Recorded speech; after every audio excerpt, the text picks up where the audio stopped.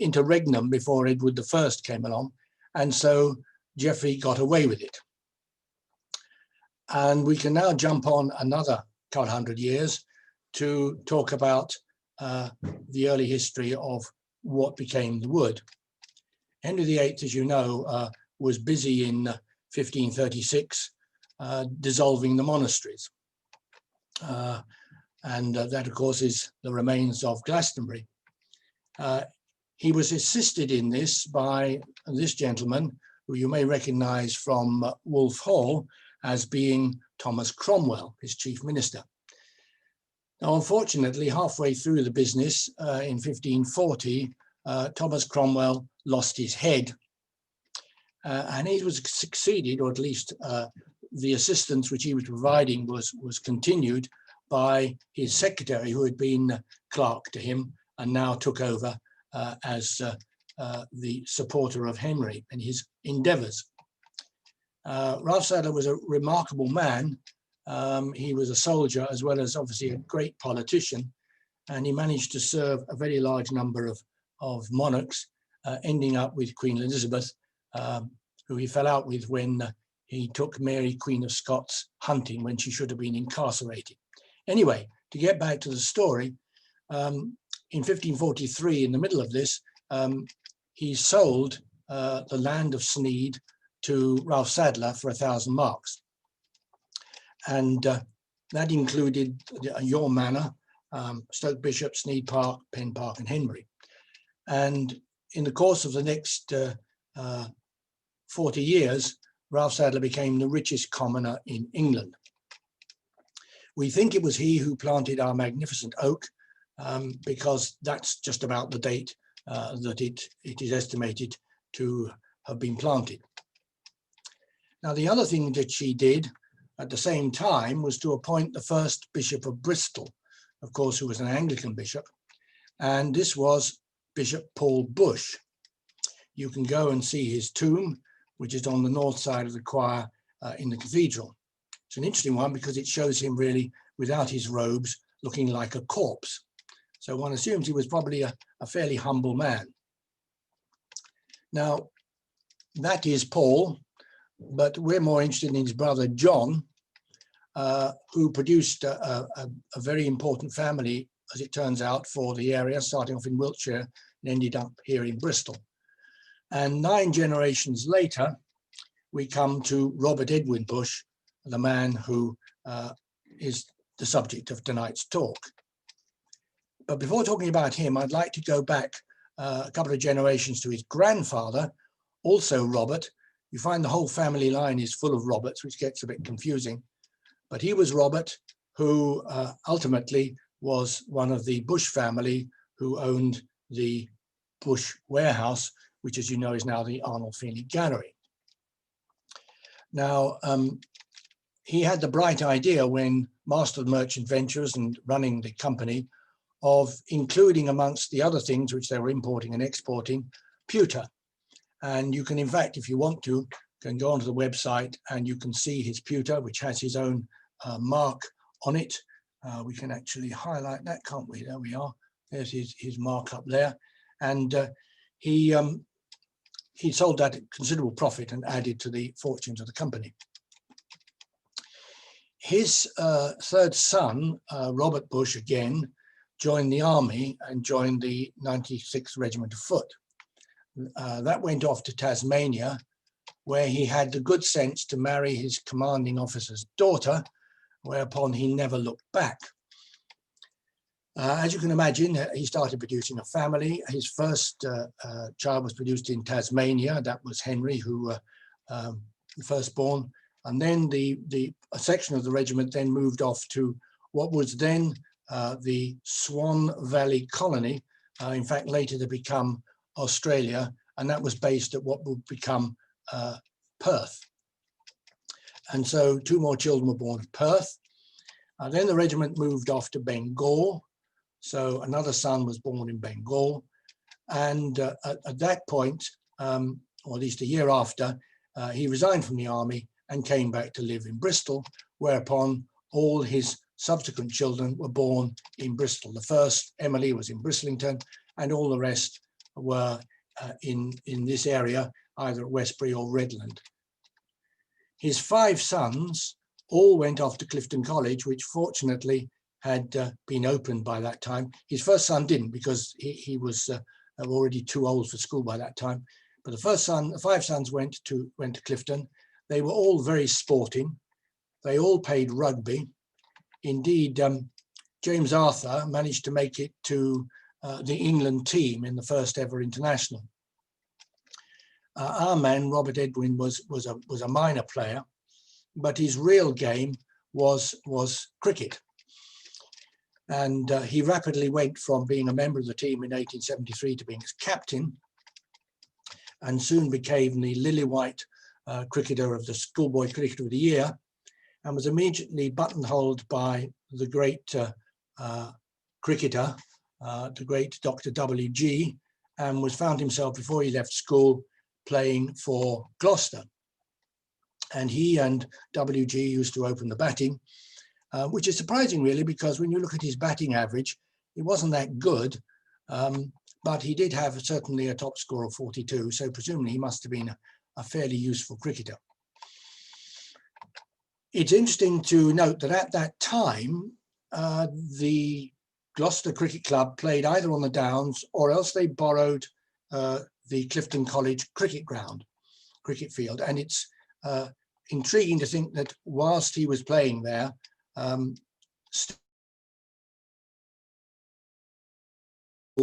he would have been viewed by Douglas Haig, ultimately the commander of the First World War forces in Europe. And also, he may well have been seen by another man. This is Field Marshal Lord Birdwood, who was put in charge of the Australian and New Zealand forces. And certainly Lord Birdwood became a lifelong friend of Robert Edwin. So what happened to the family? Well, as you might imagine, the first son went into the firm, so did the second. And then when Henry died, so did James Arthur. James Paul was the bright one. He went off to medical school. He won the gold medal of the medical school before there was even the University College, and later became a surgeon at the Royal Infirmary. And you'll see there later, he also became a lieutenant colonel in the Royal Army Medical Corps, and more of that in a moment. Youngest son, John Ernest, went to Sandhurst and became a brigadier general. So what did Robert Edwin Bush do? He became a farmer. And I suspect that the family rather regarded this as being a bit letting the side down. It really acted, I think, as an incentive to Robert Edwin Bush, his great determination to show the family what he was made of. So we can do a quick précis. Robert Edwin, born in 55, Clifton College to 76. And then 3 months after his father died, he set out for Australia. I think his father must have left him some money, because he obviously was well funded. He didn't go alone. He went with his good friend Thomas Souter Lodge, who was in the year ahead of him and had been out in the meanwhile in East Anglia learning about farming. They sailed out on this wonderful vessel, the Lady Elizabeth, which took 115 days to get to Australia. And he kept a splendid log, which I have seen. In fact, I have a copy of it, giving an amazing account of his journey.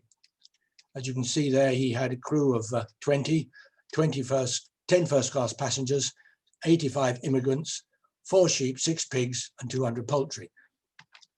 So they set out and they arrived in Fremantle, which was the port for Perth, for the Swan River colony. And he immediately went ashore to make contact, presumably with the people he had introductions from his mother. These included a number of people, but in particular, it included the Lockie family. They were a prominent local family.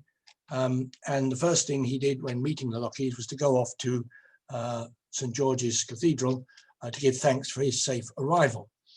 And he thought the family was very nice, and he particularly thought the 16-year-old daughter was very nice. More of that in a moment.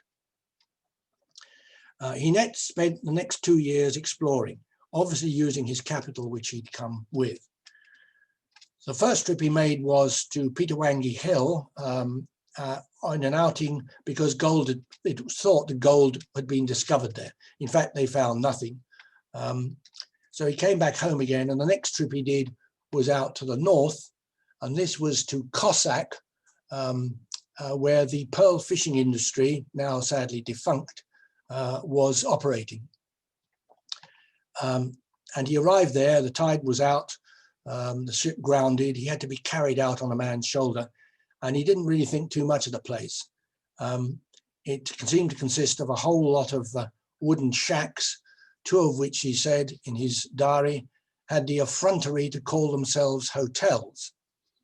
And while he was there, quietly having a beer with a friend, on the next table, a man pulled out a gun, shot the man opposite him, and then they carried on as though nothing had happened. And this seemed to be the normal way, to put it in his own words, always fighting the scum of the colonies. One good thing that came out of that, though, was he made contact with local farmers who suggested he might like to take horses out to sell them to Mauritius. Apparently Mauritius was too hot to breed horses, and he took out a whole lot of horses, some of which were his. He found it very hard work and only just covered his costs. So that wasn't a very good idea. So he came back again to have another think, and this time he set out from the Murchison River to explore an area which was really unexplored up the west coast of Australia. And coming back down along the Gascoyne River, he discovered there was some very good pasture and thought that would do very well for sheep farming. And when he got back, he started buying up property in that area. His first sheep station was bought in 1880. That is still there, called Bijimia, and it's run by the Taggarts, and it has the same problem. You can actually look it up on the internet and see the difficulties they have, of which, again, more in a moment. The next thing he did was to marry Constance Harper. Now, Constance Harper was, of course, the 16-year-old he'd taken a fancy to when he first arrived. She had got married when he was off on his various travels, but sadly her husband died, so he married the widow.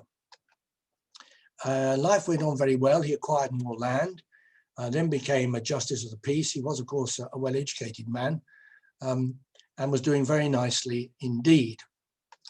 Then disaster struck, because about every 5 years, in a result of the El Nino, the western coast suffers great drought, and he lost 50,000 sheep. That in itself didn't matter too much. He had 100,000. However, he had bought, or he had borrowed, as they all did, £100,000 on the anticipation of selling the fleeces, because that was the main export. It was wool. They borrowed the money from Dalgety and Company, who loaned money out both to sheep farmers and to miners. So he went and saw old man Dalgety and said he really thought this was a bit time to pack it in and he would go back to England. And Dalgety said, don't do that, stick in there, I'll reduce your interest rate by 1% and go back and it'll all come right. And indeed it swiftly did, even though he owned 50,000 quid, that was soon paid off. And he was back again in profit. He later became a political animal. He became chairman of the Northerners Association, the northern part of that particular province, and then joined the Western Australia Council. One of the things he did there, in fact, probably the most memorable thing he did there, was to persuade the four cricket clubs to combine. He then went off and saw the governor and persuaded him to let them have a parcel of land in which they built the West Australian cricket ground, the WACA, which until very recently was used for test matches. And this he was very proud of. This was his first match, first intercolonial match played on the ground between Victoria and Western Australia. And there he is. He was actually one of the umpires. They do look a rough lot, a sort of reminder of Ned Kelly, really. But anyway, they were all cricketers. And he was clearly very proud of this, because if you look at a photograph which they have in the Bristol archive, put a hand lens on it, you'll see the very same photograph was hanging on the wall of his billiard room. So what did he do next? Well, sadly, his first wife died. That left him with 2 children to look after. And he seems at this point to have begun to think about going back to England. He returned to England, in fact, in 1904, it seemed, to accompany the son of the local doctor, Dr. Scott, to Clifton, where he had persuaded Dr. Scott that that was the place to send him. A few years later, having bought Bishop's Knoll, the rest of the family came out, and this is where the story of Bishop's Knoll really begins. So just to recap a bit, last time we left the ownership of the estate of Sneyd Park in the hands of Ralph Sadler. Now it descended through a whole lot of marriages to, first of all, to the Jackson family. He was mayor and another master merchant venturers, and he put a tie on the land, which meant there could never be any breakup of the estate. Then through his daughter, the estate passed to Martin family, and James Martin, who lived by this time in Dorset, was very keen to try and capitalize on his property. And he was persuaded by a local builder that what he should really do is get the tie removed from the land so he could build on it. This required a private members bill, the Martin's Estate Act, which went through in 1853. And that then allowed him to break up the estate and to sell the land to the very notable William Baker, a remarkable man, son of a plumber, who built up a very large building enterprise in Bristol, and in the end ended up employing 120 men. And he started to build what were defined as superior houses in Sneyd Park. And the first house he built was Bishop Knoll. There seen in all its glory. That's the view looking out over the gorge with the winter garden. And it had 3 large paddocks and of course a garden which we now know a lot about because it's owned by the Woodland Trust. He built the knoll, it seems, for himself, or at least he was very proud of it, because if you looked above the windows to the left of the front door, there are 3 monograms: Hester, who is Hester Baker, William Baker, and the date of 1861. What happened then between 1861 and 1872, we don't really know. The suggestion is that he lived it in himself, but another suggestion is that because the railway line was being built at the bottom of the garden, it was left vacant. But in 1872, it was bought by Peter Prankard. Peter Prankard, a bit like Robert Edwin Bush himself, had been out to Australia. He'd been a land manager and he'd made his fortune. And as they did at that time, if you make your fortune, you then come back to England when your your eldest son, reaches secondary school age. So he did. In 1905, when he died, the house was vacant and was bought by Robert Edwin Bush. And as we said then, 2 years later, he married Marjorie Scott. So he married, in fact, obviously in St Mary's Church, and that was built on a plot of land which William Baker, who had bought up the land, donated. I don't know whether he actually built the church. Maybe some of you can tell me. It's a gap in my knowledge. Now, one of the things we know Peter Prankard did while he was still alive was to build the lodge, because that has a thing on the side of it, which you can see, which says PDP 1876. And because it was the same architectural style, I suspect he built the gardener's cottage. And because he built the gardener's cottage and it was on a terrace, presumably he was responsible for terracing all the gardens. He, after all, was a land agent. So to go back to the house again, we've now got, in 1861, William Baker building the house. 4 years later, Robert Edwin Bush enters Clifton College. And in 1872, it was bought by Peter Prankard. Of course, Robert Edwin was still at school at this time, so he probably would have known him as another ex-Australian. And then Percy Prankard, the eldest son, went to Clifton, and their time overlapped, so he must have known Percy, and probably also his brother, who arrived a year before Robert left. So it's quite likely there were family connections, and this may explain in the end when Peter Pankard died, how it was that Robert Edwin Bush learned that the house was vacant. So Robert leaves Clifton the same year as Peter Pankard built the lodge. Then he goes off to Australia, as we've heard. So jump back now to 1907. New owner, Robert Edwin Bush, and his new wife. Robert Edwin was 51 years old. His wife was 21 years old, and a remarkable lady. Marjorie was an astonishing lady, as you will hear.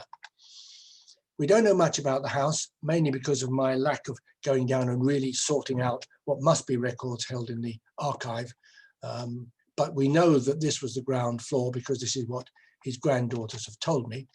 And note particularly the very large music room or ballroom, which was astonishing really, and we don't really know whether Franco played any musical instrument, but clearly that was built either for him or it was built for William Baker.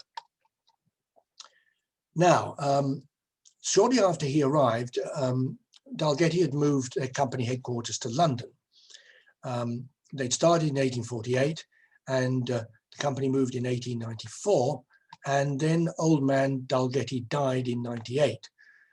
And it seems that because they knew of Robert Edwin Bush, because they now had no person they could trust in Australia to advise them, he was put onto the board. The headquarters of the Dalgety company at that time were in Soho Square. So Robert Edwin Bush needed a London house, and he acquired a rather nice flat in Kensington Court Mansions. He obviously was commuting there. Shortly after he bought the flat, he was now back in Bristol as High Sheriff. He seemed to have made a pretty good fist of that because he received a congratulatory certificate from the council saying how splendidly he'd done the work. He was also by that time involved with his lifelong friend, George White, who was in charge of a number of things. Of course, the aircraft company was one. He was also head of the Red Cross, and he was also in charge of the funding enterprise to build an extension to the Royal Infirmary. And Robert Edwin Bush was there when the King and Queen opened that in 1912. The other thing he got involved in was the agricultural show. First time that was held outside London, I understand. And this was particularly important for Bristol, which saw itself at that time as the gateway to the colonies, and in particular Australia. And here he is on the Australian stand with a number of other of the bigwigs there, including Sir Frank Wills. So that's got us to 1913. And of course, the following year, war was declared. 4th of August, I gather that Bristol learnt about it the following day because the news was brought by train, there being no radio. And this brings us to the story of the Bishop's Knoll Hospital. Before that, though, I need to digress to tell you the arrangements that there were at that time for dealing with the wounded. I hadn't realised until I started digging around that the Royal Army Medical Corps, which had already been founded, responsibility was only for the wounded in the trenches and behind the lines. If the individual had recovered enough to be brought back home, his subsequent treatment was entirely dependent upon the volunteer services, which meant principally the Red Cross. And this was highly unsatisfactory, very hit and miss. So in 1907, there was a Territorial and Reserve Forces Act, which did two things. One, it established the VADs, the Voluntary Aid Divisions. And the other thing it did was to produce a contingency hospital scheme. This was only on paper, but they appointed all the people in charge. And I gather that they had an exercise once a year, but largely involved in riding horses and parading, nothing to do with the organisation of hospitals. There were 9 area hospital commands. It was very well laid out. Those are the commands, as you can see, and within the Southern Command, there were 5 divisions, and Bristol was the headquarters of the 2nd Southern General Hospital, reckoned to be the best, certainly in the southwest, and some said the best in the country. Bishop's Knoll came under it as an auxiliary hospital. at least initially. So we've got the headquarters in the Second Southern Hospital, which was agreed, and the person who was in charge of it was, guess what, James Paul, the bright boy who had become the surgeon, now retired and now took over as the officer commanding the Second Southern Hospital. So it was quite convenient to have your brother involved in running the Second Southern if you wanted to be a volunteer hospital. Though I gather they didn't get on terribly well. And there were certainly some fairly sniffy letters between the two of them. Anyway, at that time, he had just retired. That was in his final year as still the president of the BRI Rugby Club, which still had its engagement every year with Clifton College. Now, when it started out, the agreement was that the BRI, the Second Southern, the BRI would provide 520 beds. When war came to break out, the governors, the board said, I'm very sorry, we can only let you have half that number because of the needs of the local population. This caused some problem, but fortunately at that time, the Southmead Poor Law Hospital was being built, but not yet occupied, and they agreed to make up the deficiency. So we now got back to our 520 beds. Now, James Paul Bush was interesting, an interesting man. He did a lot of interesting things. But when war was declared on the 4th, for some reason, and we assume because he knew something about what was going to happen, Robert Edwin Bush decided that he was going to convert his house into a First World War emergency hospital. And he did so remarkably rapidly. Presumably he had the assistance of the Bush warehouse and the Bush warehouse transport, because it was all achieved in under 3 weeks. All the furniture was taken out, all the floors were covered with lino, and there were 100 beds installed in various places, and we'll talk about in a moment. The real mystery is, how did Bush know his hospital would be needed? Because as you'll recall, at that time, the view was it would all be over by Christmas. But one of the interesting things that James Paul Bush had done, almost immediately he was made a consultant. He was sent out to run a voluntary hospital in the Boer War. And I suspect he has a pretty good idea of what mechanized warfare was going to be like. So the Bishop's Knoll Hospital was ready just in time for the first train of wounded to arrive from the trenches on 2nd of September. They all came in these very interesting double-decker stretchers, greeted by the VADs and the nurses. Now, the Second Southern Hospital by this time, of course, had the 520 beds plus Bishop's Knoll 100 beds. By the end of the war, it had nearly 6,000 beds in the hospital. And of course, these were all made up for by a whole lot of auxiliary hospitals, many of them persuaded to make over their house by Sir George White as chairman of the local Red Cross. The special thing about Bishop's Knoll was that about 6 months into the war, after a certain amount of badgering and a certain amount of reprovision hospital, Bishop's Knoll became a frontline hospital able to take wounded direct from either the docks or from off the train.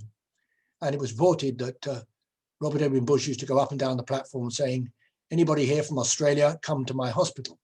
Initially, he wasn't allowed just to take people from Australia, and there were lots of discussions, but eventually he persuaded the government to let him take only Australians.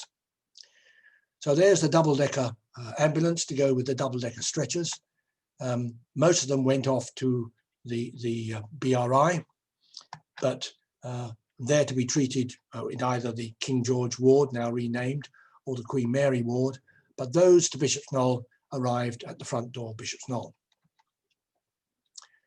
And there the Red Cross flag flew from then, from September until February 1919, when the last patient left. Conversion took place. I said they stripped out all the furniture, linoleum on the floor, and then the beds were installed. So this was the Ward 1, which was, of course, the music room before the war. And that's Ward 1. You can still see the organ there at the end. Oh, sorry, go up again. You still see the organ at the end, and that was 25 beds. The dining room became Ward 2. The drawing room became Ward 3. And the upstairs bedrooms became the remainder. This is just one, Ward 4, but they were all converted. The nurses' residency apparently was in the large tower, which there was at the on the main house, and also in the outbuildings. This is the entrance hall before the wars. You can see the de rigueur Bengal tiger skin on the floor. This is it at the in the war. You can see the soldiers there in their hospital blues. They all wear the uniforms to indicate they were servicemen who were wounded. Otherwise, of course, they got the white feather treatment. Bush is there standing by the door, and I assume that must be Mrs. Bush in her nurse's uniform standing by the men. If you went through the front doors, you would now come to what was, of course, the exit and the drive, but now installed there was the operating theatre. And this was built specially. There was no room for it in the house, so Bush, in his usual way, built it outside in ultra quick time. Apparently for some weeks the operations were done in the ward, which must have been unpleasant for the other people there, but subsequently the operating theatre was outside. Fully equipped, and it was inspected and found to be so good that that was the reason why he was allowed to take people direct from the front. He employed 4 doctors, all paid £100 a year. There were 2 surgeons, an anaesthetist and a physician. Dr. Kyle there in the middle was the nominal military presence, who apparently was called in for severe abdominal operations. Otherwise, he seems to have absented himself. Bush was the commandant, and his remarkable wife was the quartermaster, responsible for all the catering, all the laundry. And when I tell you that she'd already produced 2 children and produced 2 more in the course of the war, she was indeed a remarkable lady. She got the OBE after the war. This is the team of nurses. The ones with the Red Cross are the qualified Red Cross or Queen Alexandra. The ones in white are the VADs. Mrs. Bush is there on the left-hand side. She did, in fact, in the end, get her Red Cross qualification before the end of the war, so she was doing that as well. As the rest of the house, the winter garden got modified to be the place where the ambulant patients recovered. They could also play games, play billiards and so on. If the weather was fine, they went out in the garden. They had regular photographs. The average stay was 60 days. And when you look at the photographs, they've all got about 50 people in them. Presumably the other half were post-operatively recovering in the wards and were not fit enough to come out and have their photo taken. Bush is there, of course, on the left-hand side. And Mrs. Bush is somewhere down here. You need a hand lens to work out where she is. I think that may be her there. As we said, just half the patients. All the running costs were paid for by Bush. Of course, he was still receiving money from his farms. He still owned the properties in Australia. He had managers installed and was still taking a good living from them. And the family moved next door to the Oak. It was fortunate that the Oak was vacant at this time.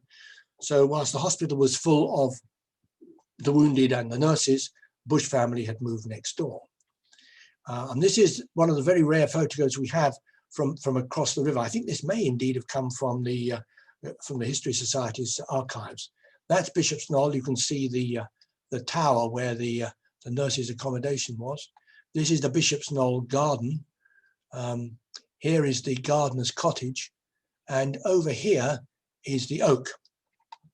And if we look at the Oak more carefully, as you can see, it had a very large number of greenhouses. In fact, it had 2 market gardeners who were renting the area from the owners and still seemed to be there after Bush moved in. And this was just as well, because it was said that Bishop's Knoll was entirely self-sufficient in everything apart from meat. They even had a Jersey cow which provided milk. One or two features here. I mentioned the gardener's cottage, which had the same style as the lodge. The gazebo, which is still there today. The cottage sadly has been demolished, and the tunnel under the river, under the railway, I should say, down to the river.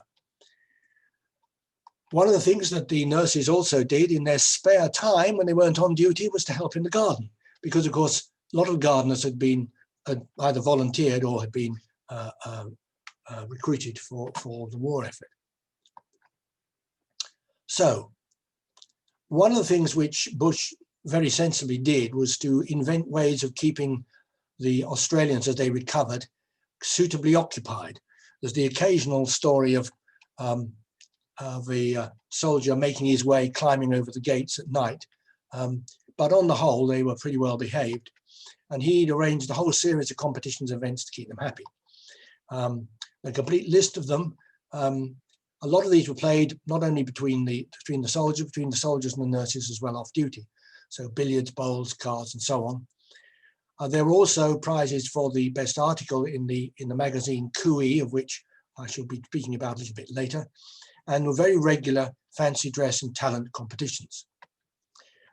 This is the billiard table moved up into the winter garden, bowls on the lawn,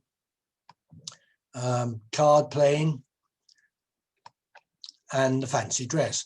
The fancy dress reached its zenith in the Christmas 1916, where it was decided to give the Australians a true British Christmas with everything. It was still possible to get all the things that you needed for a true Christmas, including a Christmas tree and turkeys, and the competition followed on afterwards. It was said that the nurses provided presents for all the soldiers. What is not said, but I think one can deduce, is that Bush provided presents for all the nurses. The winner of the competition was in fact the matron, the sister in charge, who came dressed as an Abyssinian woman, so well dressed up that they didn't recognize her until she sort of removed some of her dress, her headdress at the award. This is why I think that Bush provided presents for the nurses, because this is a scent bottle that you see suitably inscribed Bishop's Knoll, Christmas 1916, manufactured in Birmingham in 1915. It's silver and it's hallmark. That is now down at Bristol Archives, very kindly donated by one of the people who knew all about it, and had bought that from a sale at the cathedral in 1952, which is when Mrs. Bush finally moved out and went back to live with her daughter in Dorset. So we think this was a sort of final sale made in aid of the cathedral in 1952. The other way that amusements were provided for the troops was by the thing called the Bristol Inquiry Bureau. This was run by the Army. Initially, it was there purely to field the inquiries came in from parents, where is my wounded boy? But it soon expanded into providing entertainment for all the 5,000 or so soldiers that were present at any one time in Bristol. There were trips organized. This is a typical outing, as you can see, complete with the Union Jack and the Australian flag. They went to the zoo very regularly, sometimes with the Lord Mayor and sometimes not, because that was just literally up the road. They were taken out to Berkeley Castle and wined and dined. They went on the river. They went to Bath, and that was certainly a very notable one. There's an account that the mayor of Bath said that the address he had from the the sergeant. They didn't take any officers in Bishop Knoll. They were all NCOs and other ranks. And sergeant who gave the address, the mayor said it was the finest address he'd ever had. They also went to Weston, of course, once again the Australian flag. And to indicate just how busy the Inquiry Bureau was in organising events, this is just 1 month's event organised purely by the Inquiry Bureau. So you can see that with that and what Bush was doing, they were kept pretty busy. If they weren't in bed, they were out competing with one of the many competitions. I mentioned briefly the Cooey magazine, and you can see this online, and you can also see copies in the reference library and in the Bristol Archive. So Cooey magazine was an invention of Bush, He had a competition to suggest the name. Cooey was adopted, and the winner received a rack of 6 briar pipes for his trouble. Cooey was chosen because it was the famous call which the recruiting drives in Australia used to use, and in particular the one which went from Gilgandra to Sydney, which was well written up in the press, where they marched along, and every time they could see a homestead, they yelled out, "Cooey, come and join us." And I think they recruited about 600 people on their way to Sydney. Archie Powell was the editor. He, in fact, at that time was a junior reporter on the Western Daily Press, ultimately becoming the senior reporter. Very fond of Australians, I think principally because his son was out supporting the Anzac landings with the Navy, and he'd written in glowing terms about the bravery of the Australians. So any Australian who met Powell was immediately a family friend. Jumping on till the end of the war, at the end of the war, Bush was presented, Mr. and Mrs. Bush were presented with a plaque from what was known as the Australian War Contingent Association, an entirely British organisation to fund the comforts of the Australian contingency. And you can see in there it's got a coat of arms for Bush and the badge of the Australian force. At the end of the war too, he was awarded the Knight of the Order of St. John of Jerusalem, and he also became the Australian representative at the first International Red Cross Conference in Switzerland. These are his 2 granddaughters. I've had pleasure of meeting them, displaying his order. After World War I, what did he do? Well, he made 13 trips to Australia for a start, the first being immediately after war as a sort of reward for his wife. But subsequently, these were to support the Bishop's Knoll Comrade Society, which consisted of all the Australians who'd been through Bishop's Knoll, who'd received their badge. Archie Powell was very good, being a reporter, at liaising with the Australian press. And you can see here one of the advertisements from out in 22, and there's an amazing itinerary. Mr. Bush hopes, whilst in Australia, to meet the members on or about the following dates: March the 10th at Brisbane, March the 20th Sydney, March 21st at Melbourne, March 23rd at Adelaide, and April the 25th at Perth. Obviously, he had to travel across Australia by train. And there are splendid accounts of the friendliness of those meetings. This is a card which revealed who it was who was the first Australians to come to Bishop's Knoll. This was sent, as you can see, to Mr. Bush, care of Dalgety. He used the Dalgety offices for these reunions. And this is the Dalgety offices at Sydney, written by Mrs. Gregg about her sons.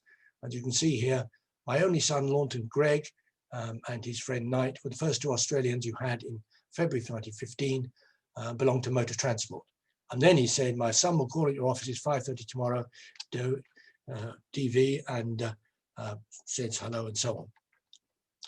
After the war, Bush never missed an Anzac Day service. He obviously had something to do with establishing the Commonwealth War Memorial there.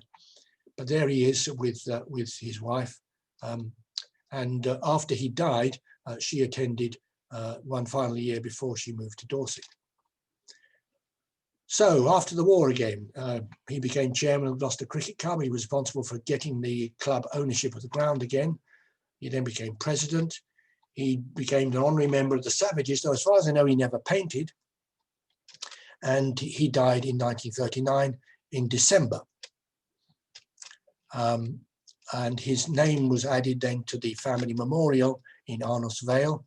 And you can see there sorry, go back again. There we go. We had it cleaned for the 2014 centenary, and it looks slightly more presentable. It was perhaps fortunate for him and less fortunate for his wife that he died in December 39, because both his sons died in the war, and you'll find their names on the war memorial just up on the top of the hill by the Downs. Immediately after the war, war broke out in 39, Bishop's Knoll was requisitioned, we think, as an apprentice school. I thought originally that was something to do with manufacturing, because the aircraft company had been bombed, of course, and had suffered considerable damage. But it wasn't. One needs to remember that at the time, the Blenheim bomber was the principal bomber of the RAF at the outbreak of war, made at Filton. And that wasn't a very good aircraft. That was our principal starting point, and why, of course, Luftwaffe wanted to bomb Filton. However, the records which have been kindly provided by their archivist shows that, in fact, Bishop's Knoll was not involved in manufacturing, but was, as you can see here, for training secretaries and support staff in the purchasing and estimating department. But in the other parts, you can see Muller Road Garage was there making spars.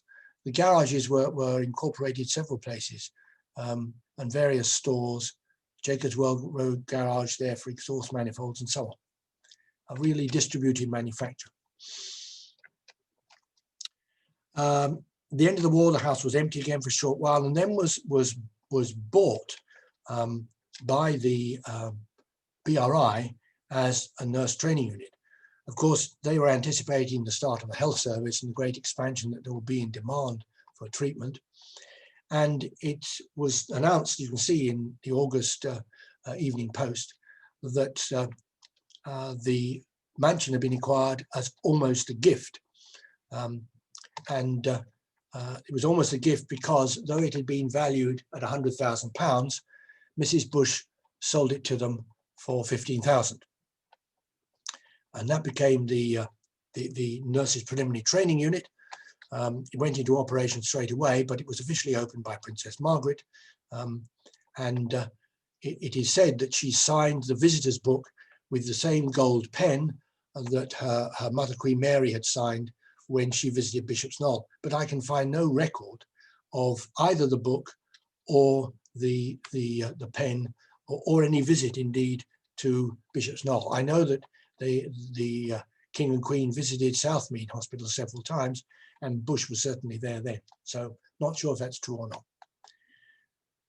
The music room now undergoes its second transformation, this time to a lecture theatre, the organ having been removed. The Winter Garden became a mock ward, and the drawing room became the nurse's restroom, complete with one of the early televisions. The BRI did very well out of this because they sold on the site after they finished with the nurses training unit and built their new nurses home and accommodation for $245,000. So they made a cool $130,000 out of it. What happened then? Well, the house was bought by a building company. There was a plan put in. The planning permission was declined. Appeal was launched. And in the middle of all this, there was an oil crisis, and the company went bust. It was sold on again, and then eventually the house was demolished, and the present block of flats were built in its stead, with their splendid view out over the garden. I'm not sure whether it was shortly after the house was built or whether it was done simultaneously, but the land was made over, I think, after the house was built by the building company to the Woodland Trust. And so we now have the 7.8 acres which are there as part of our legacy. It's looked after by a group of volunteers who also exist as the Friends of Bishop's Knoll Wood. There they all are, our jolly band, including Bev Knott, who'll be talking to you in due course about his Roman roads. He's rather been wooed away by Roman roads from looking after woodland. We've done a lot of things. We planted trees in what was the kitchen garden. But the first thing we did, and the reason why we have a Friends of Bishop's Knoll Wood, was to get a bank account, because we applied to get back the plaque from where it had been sent, which was the Australian War Memorial at Canberra. You can see this thing, which was a metre tall, had both Bush family coat of arms and the Australian Commonwealth Military Force badge. So we said, well, we paid for it, belongs in Bristol, please can we have it back? But as you might imagine, we got a fairly dusty reply, which was no. But what they did tell us was that there was an organisation they had called the Office of Veteran Affairs, run by a minister, and within that there was an office of the Australian War Graves. They are, of course, very concerned about their war graves. The First World War was very much the coming of age of Australia, and their war memorial, their museum, Imperial War Museum, as you might call it, is magnificent. Just gone a £50 million refit. Anyway, they said they would let us have what amounts to £250 to make a replica. And that's what we did, a beautiful replica, but half the size. And that, as some of you will know, is now resting on a large stone inside the entrance. And on the anniversary of the opening of the hospital in August 1914, we had the unveiling conducted very appropriately by the sheriff, because of course Bush had been a sheriff, and in the presence of two other sheriffs. So it was duly unveiled, and then we had the appropriate photographs taken, back again, by the local press, which incorporated not only the sheriff and representative of the Australian Army, but also the granddaughter and great-granddaughter and grandson of Robert Edwin Bush. One of the early things we did, we discovered this rather strange depression in the ground and excavated it. Bush, of course, Bishop Bev, who was then in charge, very keen on excavating things, usually Roman, but he doesn't mind anything he can dig out. And this proved to be, and we then restored it as the water trough. Now sadly dry, it looks as though either the water course changed or it was piped into the sewerage system when that was later introduced. We then got on with rebuilding the walls down on the garden. You can see here where all the trees were planted. So we rebuilt that wall and the wall across the top, which had completely fallen down. We excavated, all the stone was there, and it was easy enough just to build it back up again.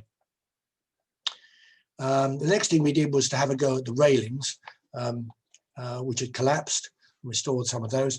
And we've now got a large grant, and later this month, contractors will be coming in to produce a whole lot more railings along the lower path. We also, in our recent months, have restored the gazebo, sorry, not the gazebo, the pergola, and are now training apple trees along it as it was originally, using some of the grafts we've taken from the original trees which were on their way out. The most recent addition has been the planting of a hedge along the boundary with Casimir.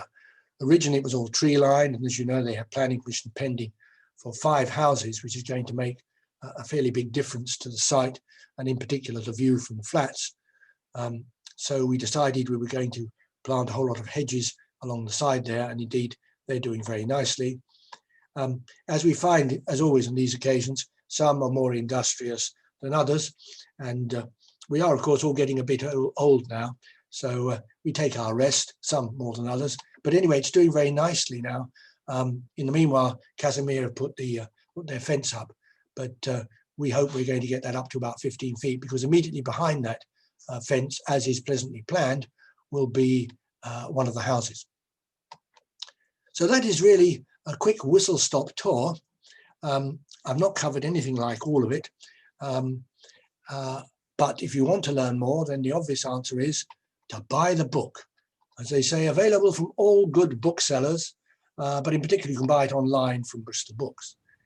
And if that happens not to be your particular bag and you're interested in Jane Austen, can I recommend this other book, which is about a man who lived, he was born before her and he died after her, and obviously knew her and had a very colourful life, as you can see, a beautiful Englishman. At least that was Marie Antoinette's assessment of him. But I think he was a good-looking guy. But his wayward niece had a much more adventurous life, which I hope I have recorded. So thank you so much. Thank you very much, Chris. I have heard you do this talk before, but I'd forgotten how much you discovered about Robert Bush and his family. He's quite a remarkable man, all he achieved in his time, I think. Absolutely astonishing. And indeed, so were the other members of the family. I mean, particularly Paul Bush, the surgeon. I mean, yes, there is apparently a very good archive, including all his photographs taken in the Boer War. They were very keen. They were both of them converts to photography very early on, which is why we have such good records. I think they were early members of the Bristol Photographic Society, which was started by a guy who came down from Newcastle, where he'd been an expert in making daguerreotypes. So that gives you some idea how long ago it was established. Right. Okay. Has anybody got questions for Chris? Because you can ask now. You may unmute yourselves and ask questions. Ian is unmuted, I think, and has raised his finger. Go. Okay, Ian. Jenny, may I first of all congratulate Chris